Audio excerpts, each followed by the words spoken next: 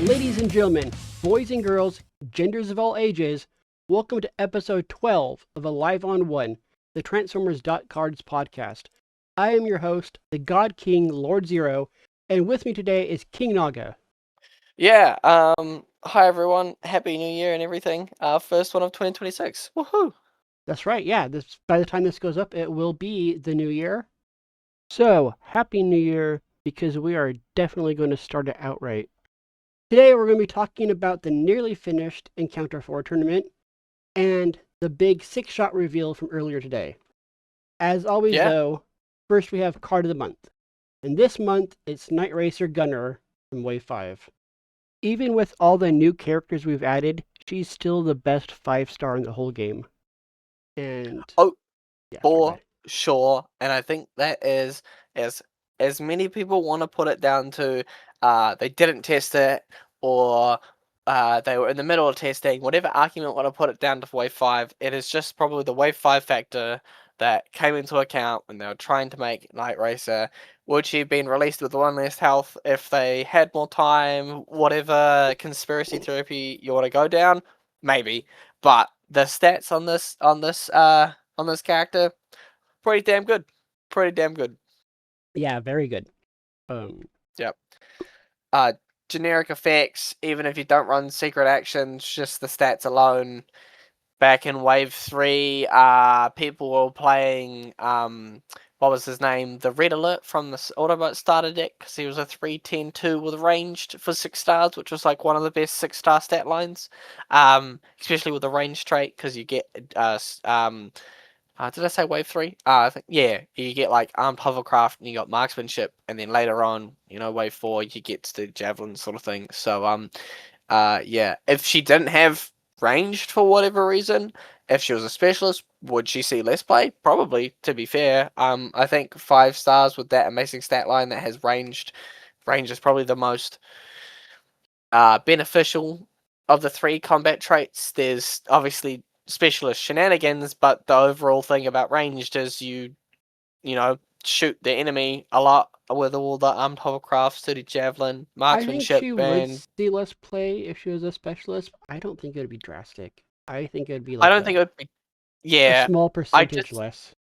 I think any deck that would want to like play range stuff would, like, if we took Galaxy Prime for example, if she wasn't ranged, would it still play it? Probably, and would you just cut some more of the range stuff? Most likely. Like that'd probably be the sort of adjustments, but like, yeah. She has been like a ceiling for us when making other 5-star characters. Like, it's very intentional where we say we don't make anything stronger than her. Different, maybe, like strong in a different way, but that's definitely the ceiling there. For sure. Yeah, for sure. Right, moving on. We are almost done with Season 3 Encounter 4. Holidays came up, and the final 2 matches have taken a while. Naga here will hopefully be finishing one before this recording goes up. In fact, hopefully the whole tournament will be done by the time this goes up. I was just about to say that of time recording, we're still waiting for 2 matches to be finished. Yeah. It might be done by the time this goes up, and Yeah. or everything we're about to say in this last like 10 seconds will be completely null and void potentially. Yeah. Oh, I only mentioned to say that also means we don't have the full event statistics, and we don't have all the deck lists, because we don't release the deck lists normally until the tournament's over. But since we're so far along, we'll at least talk about the deck list of people who have been eliminated. Starting at the bottom is Sandman's, let's call it a unique deck. Yeah, I was very curious looking at it and seeing there's only one character. But it is fully intentional. He filled out the rest with stars. We were just saying that maybe he didn't realize because Clobber and Topspin technically counts as 2 characters, you could have still played Stuck on You. And that would help because he went for an OA build with Clobber, Topspin, And if no one's really familiar with Topspin, the main thing about him is his body mode is he gets tough equal to his bold, and obviously Clobber gives bold 3, and you throw that on Topspin, and you're getting bold 3 when you're attacking, and tough 3 when you're defending. So you probably defend for a lot, flip a lot, and when you're playing away, you want to flip a lot. And obviously away is a combination of upgrades, so potentially the stuck on you may have been really good there. But it's a bit tricky because when you have a body and a head, you think it's one character, but it's technically two. But it really interesting to see technically 2 characters played. And Yeah. it's also a 44 card deck, 27 stars, and just a bunch of star cards. Yeah, Ultra Magnus armor, Apex armor, 2 recon systems, 3 fuel cache, 2 universal network access, 2 leap of faith. Obviously recon, Ultra Magnus, Apex, good for icons, fuel cache, 3 of those, super good for icons, having all 3 all 3 main ones. Main ones? I'd say main ones just because they're the only ones that were in like the first couple waves. Orange, blue, white. Yeah. And Leap of Faith just good, right? Yeah, exactly. So, and then why not? Moving on is GN's deck, which again, another unique deck where he went double primes with stations and just a bunch of healing shenanigans. Yeah, not the Optimus Primes that you're thinking about when we say double prime. Yeah. Freedom Fighter and Autobot Leader. So Freedom Fighter is the 12 star other Optimus in the first wave. That's not Battlefield Legend. And then Autobot Leader is the starter set Optimus Prime in the very first wave with his little buddy Roller. Yeah. And he brought his trailer with him as well, combat deck. Yeah. Yeah. He was healing quite a lot with those, flipping back and forth. It was really interesting to see. And it was also nice because kind of I know part of the impetus of him doing it was just practicing and learning stations more. And I think in the act of him doing that, a lot of people from having to face him caught on more too, because I think stations are they're still some of our least used mechanics. For sure. It is pretty much in a single wave, and I think because it is I wouldn't say a steep learning curve, but because most of the information isn't just there on the card, and it takes a digging out of reading the additional rules from the base rules is probably the thing that catches a lot of people off guard, really. But yeah, it's good. Like you have a station heavy deck in an event, and people kind of all get to learn how stations work. Yeah, exactly. Yeah. After that is Starstorm with Combaticons. Not a whole lot to say here. It just, it's always good to see Combaticons and trying to get them working better. Yeah, he went for an orange one. It looks a bit orange black. There's 25-18 split. With the Dark Spark, is another thing. Third party brigade, as per normal. There's new designs, treasure hunts, scouting for Energon, lock and load, which is one that don't actually see that often as well. So he's playing a lot of upgrades, and he has a decent amount of upgrades. There's a whole bunch of weapons sitting there. He has 2 copies of Armed to the Teeth, which you don't usually see. So they're in his sideboard, but still you don't usually see them. Yeah, of course. I mean, there's a lot of upgrades in there. I mean, where's the number? There's 16 of his 27 upgrades. Playing a 48 card deck. Oh, I didn't realize 48. Interesting. Yeah, we won't jump on how anything higher than 40 makes my eye twitch. But yeah. Increase your ability to give them health, Vampire Ribbon, Cosmic Rust Cannon, RI Disruptor, Power Punch, the 1 backup beam, taking the lessons from the Aussies, that like running the 1 backup beam in orange, and Grenade Launcher. So yeah, lots of stuff, lots of weapons, lots of ways to play multiple weapons. Potentially with having 6 wide, wanting to have big wheel turns, potentially. So. Then we go on and we have Hawk playing double primes. This time it is the ones you're expecting. Yep, the And Nemesis and OPBL. I think one of the takeaways here, and I don't mean this to, shit on Hawk at all as a player, I'm surprised Double Primes didn't get further. Yeah, I think the unfortunate thing is in his Swiss rounds, he versed both the Devastator players, me and Brett. That would do And it. that is quite rough for Yeah. him. Yeah. I don't know what the rest of his event structure was like. I think he did pretty well. Oh, he only got the one in round 3, which was against Darkstorm, the Combaticons. Interesting. Okay. Okay. I didn't see that one go down. But yeah, I obviously versed Hawk in the first round and semi scared of Rack and Ruin. That is quite a decent sideboard out for Nemesis. Yeah, it really is. Especially against wide. Especially can get pings. Yeah. I guess there's not much really to say. I don't know if he tried more stuff. There's 2 tripwires in the main board. He threw in a Cerebro Shell, interestingly enough. The one that gives an enemy brave until end of Yeah. turn. I guess you do a damage to enemy and that character gets brave. He doesn't have bombshell, bug bite, or a salvo. So it doesn't do anything else in that regard. But yeah, and then there's not much else interesting stuff there. Nothing really. The Cerebro Shell on the sideboard. Rack and Ruin is probably the most interesting thing out of Yeah. that's chain. Agreed. Then on to Black Knight on playing Fort Max, which I want to say, despite Black Knight coming in 10th, he was very close to making top 8, and it's probably the best we've seen him do in a tournament.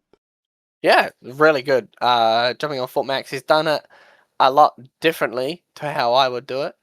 He's got Parsec under Cerebros, and he's playing Heroic Spotlight to get fuel caches and an Ultra Magnus armor instead. Card that also doesn't mean he can't play Energy Pack as well. Yeah, there's a couple things. Kinetic Intensifier Whip is pretty an interesting choice. I'd say you want to use it, well, obviously in your bot mode, because you will always be flipping, because when you send them in, you flip from alt to bot, and then you flip down, and then on your turn you do get the flip, so you get the bold 2 with the +1 when you're swinging in big mode. But I guess the fall off there does absolutely nothing apart from +1 in the Cerebros mode. But he's got Unflinching Courage and Combat Dagger Anticipation Engine in there, and he's doesn't do what I do, where I break my rule and I sit around 50 to 60 cards full max. He's sat at 41. And one thing about Black Knight is he always sticks to wave 1 through 5 in all his decks. He doesn't use community cards. Yeah. I think it's because he does not.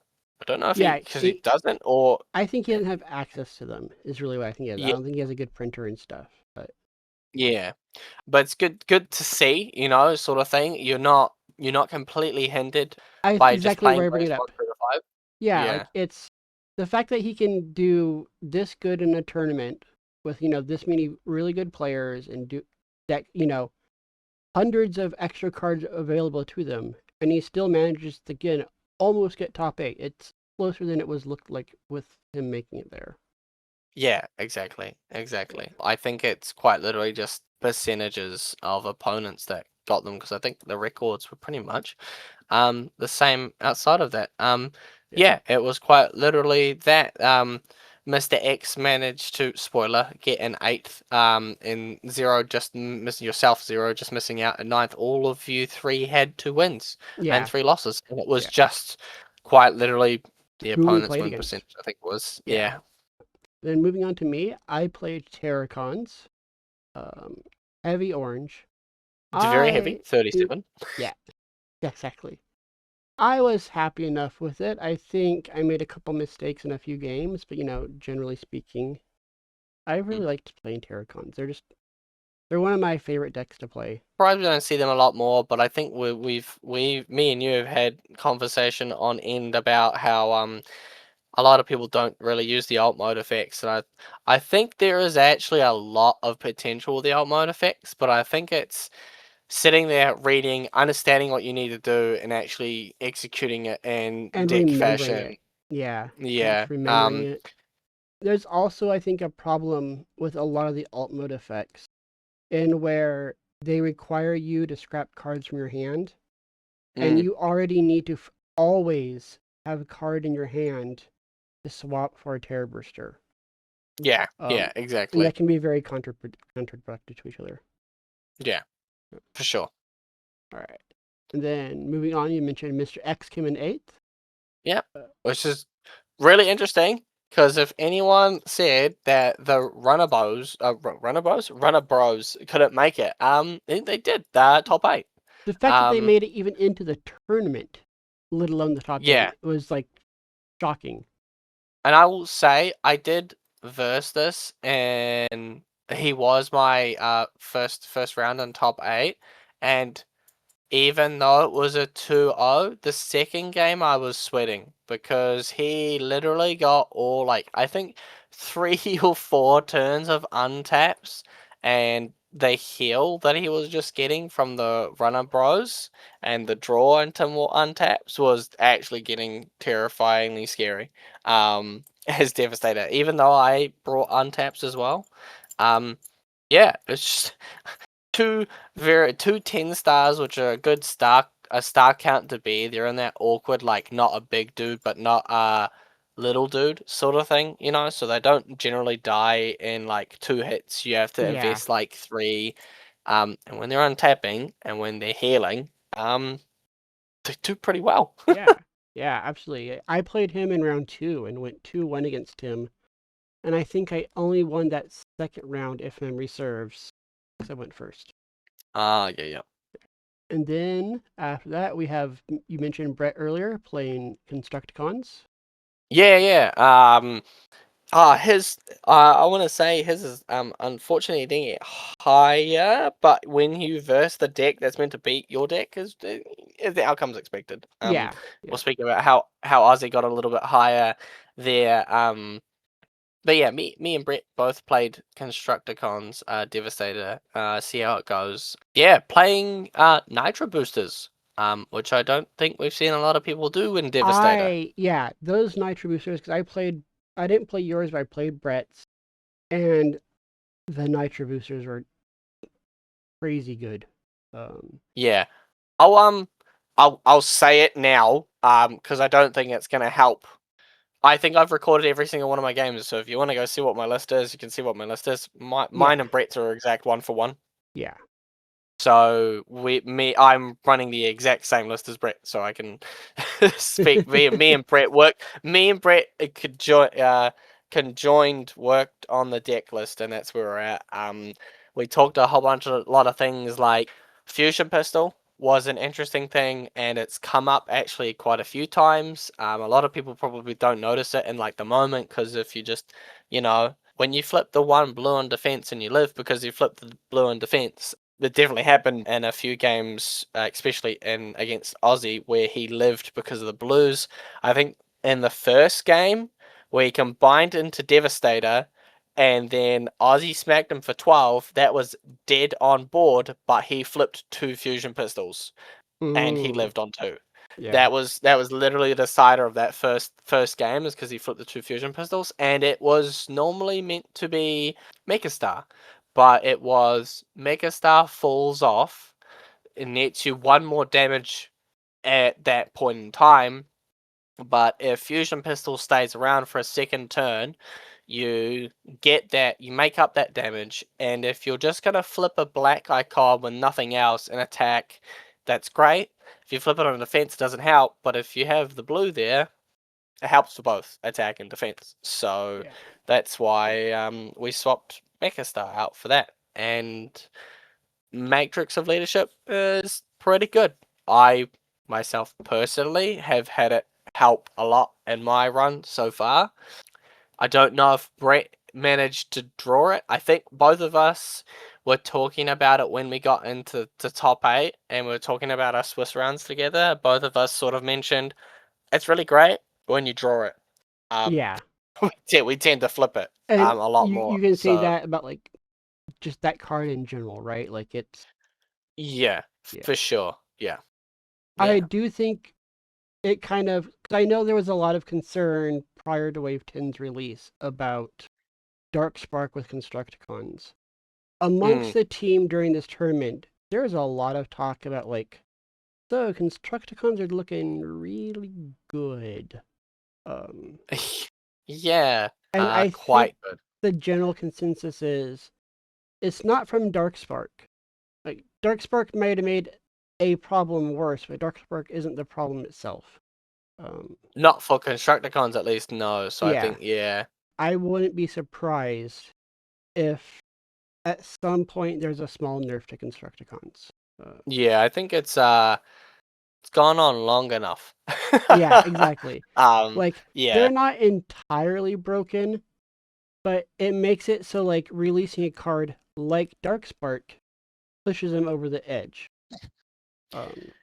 Or it wouldn't Yeah. push other decks over the edge, right? It limits what we can do. So we have to stop and say, well, if we make this card, then Constructicons are too good. I agree. There's just like they walk that fine line, and I think when we make comments about how like Aussie's deck is pretty much a very like smash face orange, and that should generally beat an orange black deck, and it was like really close, sort of nail biter sort of things that happen in that match. It's just like the rock paper scissors exists for a reason, and I think I've made so many comments like if I'm paper to your scissors and I don't need the sideboard, but my paper doesn't get cut by your scissors, I think that's a bad thing Yeah, sometimes, yeah, yeah. Yeah. Like there's always going to be, bad luck, things like that. You get that exactly right card to help save you, but generally speaking, a deck like that should do better against Constructicons. And maybe we Yeah, need to, exactly. maybe it's Yeah. time we take Um, a look at it.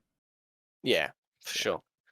Then moving on, we have uh first time in our event placing 6 is Newman. And like Yeah. love to see that just right off the bat. It's always great to have any new blood in a tournament, but For someone sure. who comes in and like makes top 8, gets 6th place in his first event, like just clap clap clap. Yeah, that's great. And with a card, well, not a card, a deck that is mostly the first 5 waves, especially in characters, Yeah, Demolisher, Nemesis, and Lionizer. Just flip lot card, make Nemesis punch real hard. Pretty much all there is to it. Stuff like Vampire Ribbon, Take the Shot, which is obviously mandatory because you're playing orange. That sort of thing. yeah. I'm just trying to figure out where the Wave 6 card is. Maybe I'm just going completely blind. Turnip snare. Turnabout's there. That's it. Yeah. So just some pretty core cards. I mean, Take the Shot. I mean, if you see a deck that's got 3 Wave 8 cards and it's just Take the Shot, I don't think you can necessarily say it's just it's Exactly. not just Wave 1 5. It's the replacement thing. Vampire Riven is really good, and Turnabout Snare is also really good. But Yeah. it's goes to show that like again, like the Runner Bows one, and the Fort Max one, waves 1 to 5 still right there. Still really good. 6th place, Yeah. Yeah. As for the deck itself, not much more to say. It's 37 orange, 7 whites, because you want to flip lots of cards, treasure hunts, supercharges, flip the deck, burn the deck, put a card on a nemesis, get lots of cards on a nemesis, and you just keep punching stuff. Yeah. Pretty much. It does have a, is that on the sideboard? It does have a Octone on the sideboard, which I don't know if he got played, but it's nice just to see him included. We don't Yeah, see I him think that's a used very nice. much. Yeah, I think that's a nice, like a 2 wide pivot if you ever want to diverse like a Titan or something like that, because then Yeah. two big characters versus one big character is a lot more tricky because the Titan just doesn't like Demolish is a very important piece, but if he just dies in the first attack because it's a Titan, it feels really bad. Yeah, So exactly. yeah. Then we have Stephen Moss, who played tanks in Hover. Yeah, I've played that in one of my early rounds. And that was super, super interesting because it's got Warpath in it, which you don't see a lot, and Lord Megatron. Which is another one that you don't see a lot, especially when you say tanks, right? I say that and I'm thinking who would be the default vanilla tanks? Um, but yeah, he's running. Geez, good old what Mr. Moss does the best, and I'm just looking at all the ones next to the quantity of cards in the list there, apart from some twos. What only 2 3 ofs? I guess is probably one of the most immediate things that stands out. Only 3 Energon X and 3 Erratic Lightning. Everything else is either twos or ones. Yeah, like a nice spread of options available to him, while still keeping the deck Yeah. at 40. Yeah, exactly. But yeah, Warpath was, I mean, for me playing Devastator was interesting to have the negative Pierce, which is so good. Lord Megatron, oh, I played around with some Lord Megatron stuff that I might want to try, but I think Lord Megatron is one of those characters that's, cause is in the early WotC waves that I think just you can pull out just like randomly in an event. You can do well with it Yeah, because like a lot of people forget how good the effect is. I know that when he was versing Wheeljank, and Wheeljank has a very card draw heavy deck, and he's sitting there and having to literally worry about Lord Megatron chewing through his team because he's chewing through his deck. So it's one of those things, if you see someone gonna play, I'd imagine, I don't know if him and Newman first, but I'd imagine that would be quite an interesting one, right? Just Lord Megatron's one of those characters that you bring out from the woodwork, and then if he hits some decks that want to go through their deck, well, then he's gonna ruin their day, I sort of actually thing. played So, Steven in a round 1 and oh managed to yeah. pull off reflect damage on Megatron. Oh, So nasty, nasty. I Yeah. didn't win the match, but as we both agreed, I had the moral victory. The reflect damage. Yeah, Just for nice, pulling nice. that off. Like, yeah, no. Oral victory. Yeah, nice, nice. He's got reflect damage as well. I I'm not gonna lie, I've seen that come up a little bit more. I think that it's a good secret action. It's at least a sideboard, I think. I think it's a really good sideboard at least. Yeah, 'Cause, for sure. I think that's what happened. I think I had it in my sideboard, and then game 2, I got it off. All right. And then lastly, we have Ozzy, who's going to be in 3rd or 4th place, depending on how everything else goes, playing Yeah, Blaster.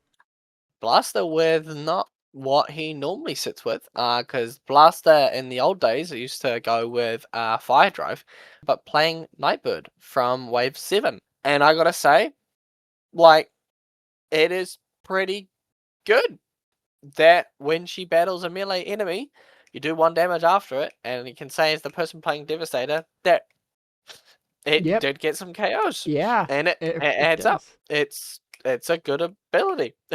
It's a really good ability. Yeah, and especially Um, for a card that has kind of gone like under the radar for a while too. exactly. I keep saying these characters from Wave 7, they don't pop up a lot, but you find the right deck that they fit in, and they shine. Like, Yeah. seriously, they do. And as you can imagine, Nightbird being a mercenary, he's playing Steeljaw, Ramhorn, and Blaster, and he's got a few opportune repairs in here. And that definitely came up in the matches that I versed in. Just healing 3 from one of your Autobots is really good. Looking at some of the new cards, he's got General Optimus Prime as a sideboard character to get rid of Nightbird and Ramhorn normally, because I saw him do that against Penguin a couple times. And just to have the 2 there, and it also, like, I heard him comment a few times, he's got it there because if he versus a Titan, and a Titan can 2-shot Blaster if they go first, and then you Oh, don't get the second cassette, and yeah. you cry pretty much from there. Yeah, he's mainboarding 1 Bellicosity, which I think is interesting. And it's always a hot topic about Bellicosity in hostilities. It is. I did watch Penguin and Aussie verse both times, I think, because they versed each other again in top 8. and it was quite literally, I think their second game came down to Penguin getting end hostilities 2 turns in a row, and Aussie got his.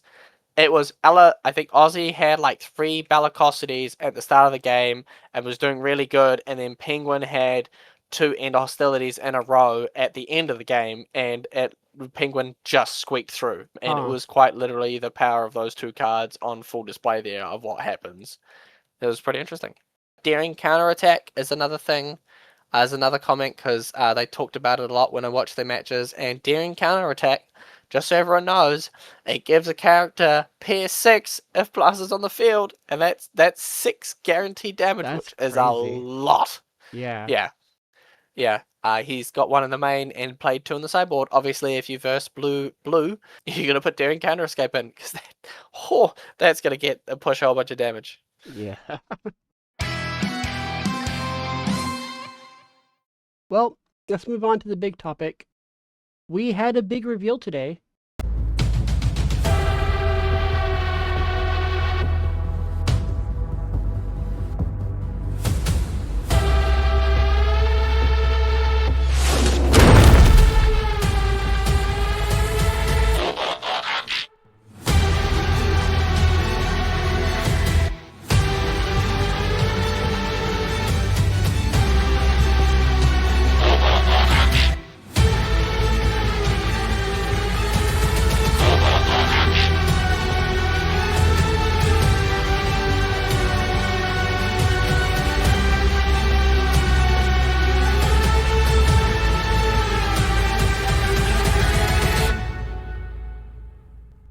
And We did? are releasing Sixshot. We're finally doing them.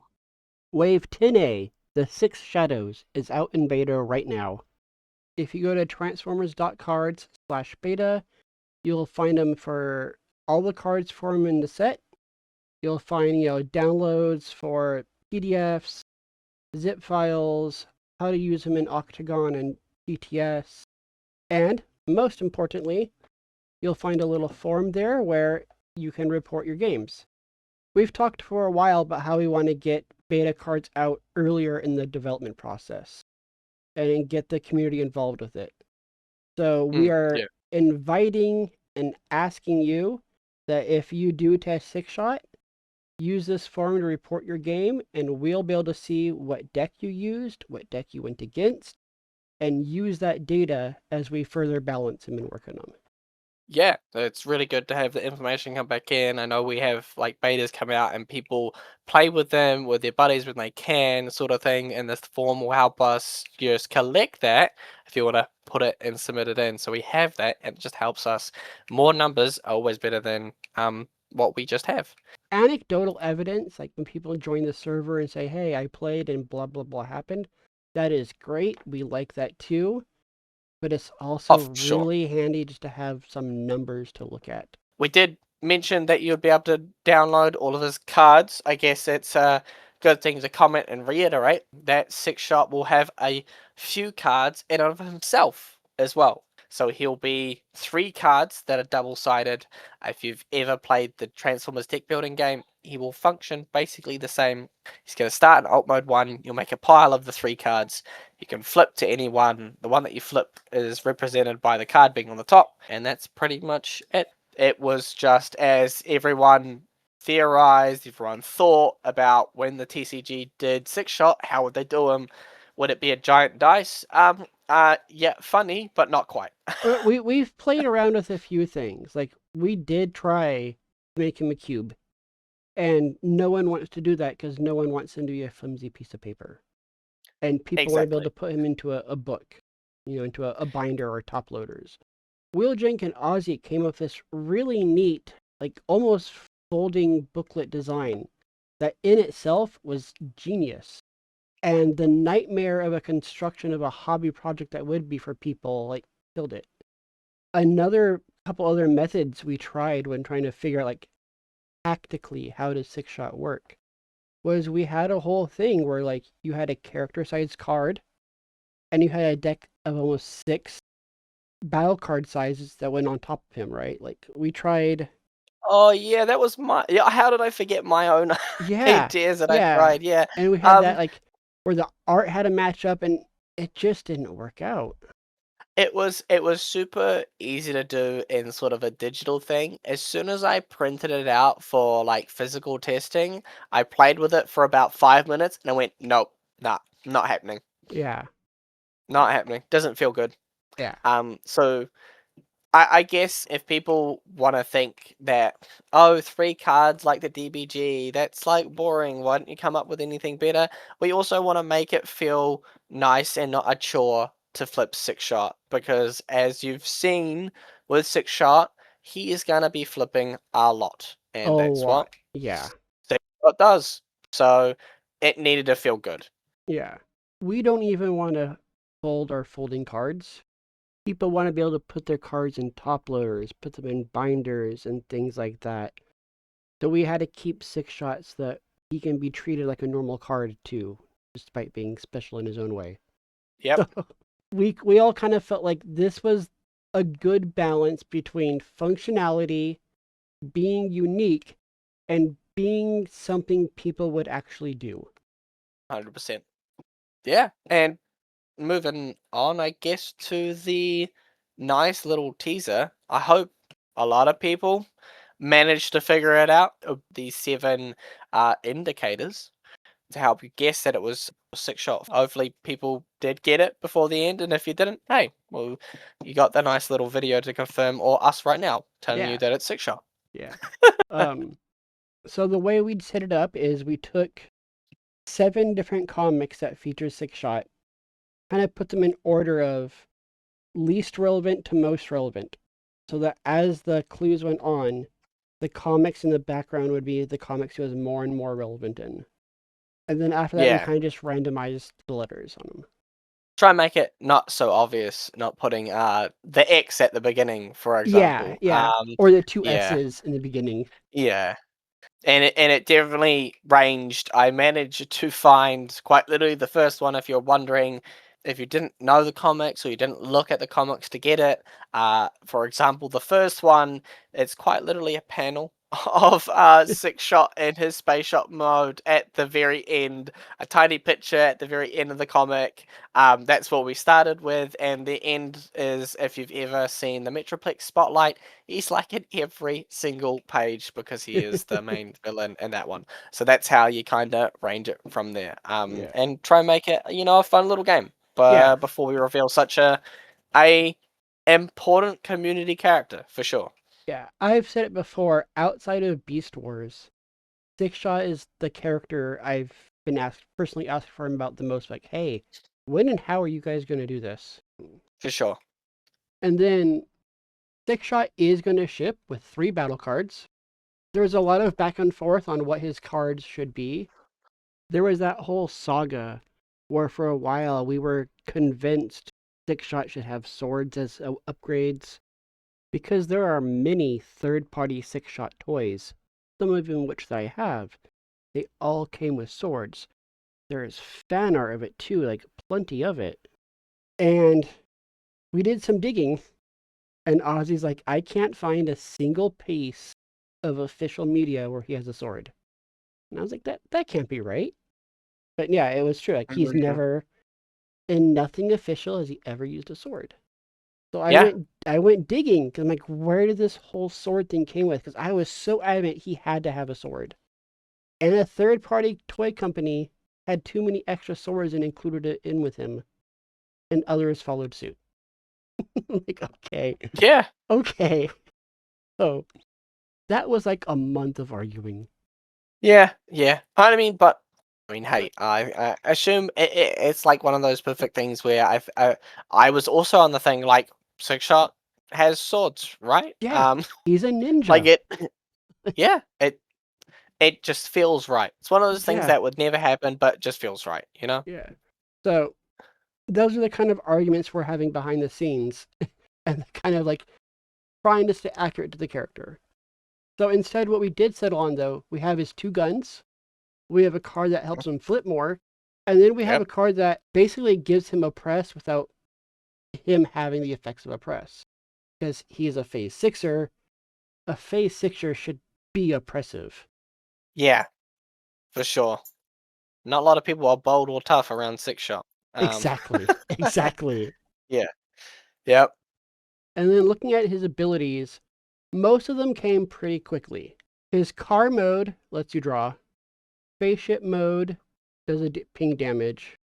Tank mode lets you scrap an upgrade. Gun mode gives a character plus 2 attack.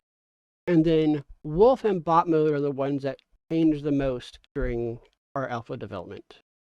At one point, Wolf had stealth, and then we kind of realized, yeah, he never really uses stealth.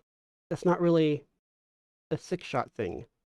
It was some Japanese media in the Headmasters where he had a stealth suit. But there was also arguments of 15-star character with stealth. Yeah.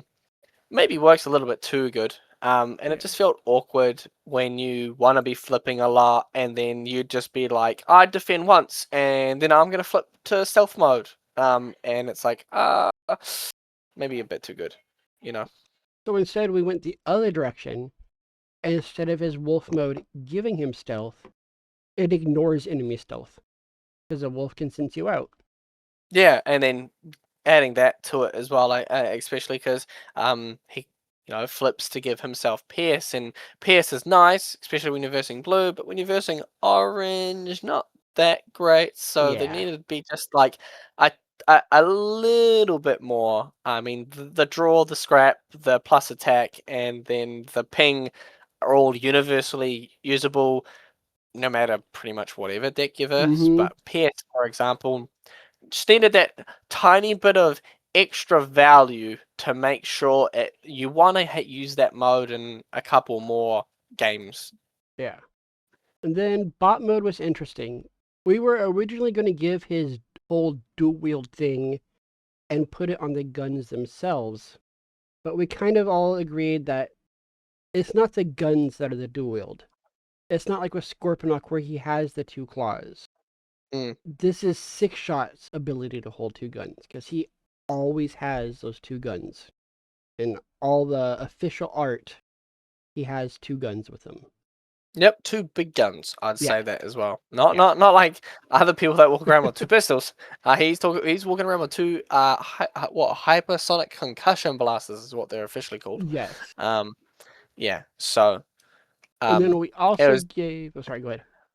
Oh no, it's a very big thing to be able to have the 2, and I think we were debating about what the bot mode was ending up being. There was a couple of mixed ideas back and forth. I know that originally there was, say, I wanted to give him that +2 there. There was another idea to give him a I want to say an inspiring leader-like effect, Yeah. or like Yeah. a global leader effect is what you call it. Yeah. That had Like a like a general Matrix. Yeah, Matrix or the General Optimus Prime, but as cool as Sixshot is, and as he's worked with a lot of smaller characters, he's definitely not there to boost morale or give them pats on the back as it would Yeah. as it were, like Optimus Prime would, for example. Sixshot just kills them He's not if there he needs going, to. good job, guys. I'm proud of you. Good work Yeah, today. yeah. He's not quite the inspiring leader that Yeah. good old most of the Autobots are, Or or even that like Megatron is. I was about to say you could argue Megatron. He definitely expires maybe in the wrong reasons, but yeah, not Sixshot. He got the leader trait because he does technically lead the Earth forces in the Headmasters cartoon. He Yeah. does do some He is. things with Sorry, go. squads, like Yeah. tiny squads as well. So He is a city commander in the Japanese animation, just like Ultra Magnus is, right? So like yeah, that makes so sense. it makes sense for that. Yeah, And then in the anime, he'll often do the whole ninja thing where he has, like the split images of himself when he fights. yeah. The whole classic traditional ninja, you don't know which one's the real me. And we are trying to figure out how to represent that in the game. For a while, bot mode had stealth because of that ability. But that's not stealth. That's confusion.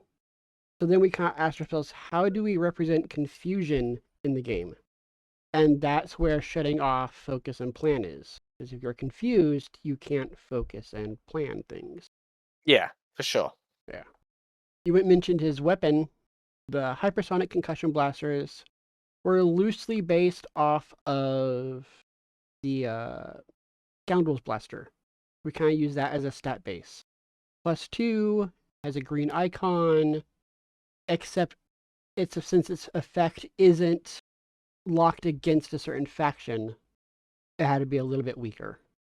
Yeah, for sure. Yeah. Yeah. The flippy action that he gets is a Oh, yeah. rolling one. Yeah. Is another good thing. And it's one of those where it does target characters that have multiple alt modes, so it's not exclusive to Sixshot.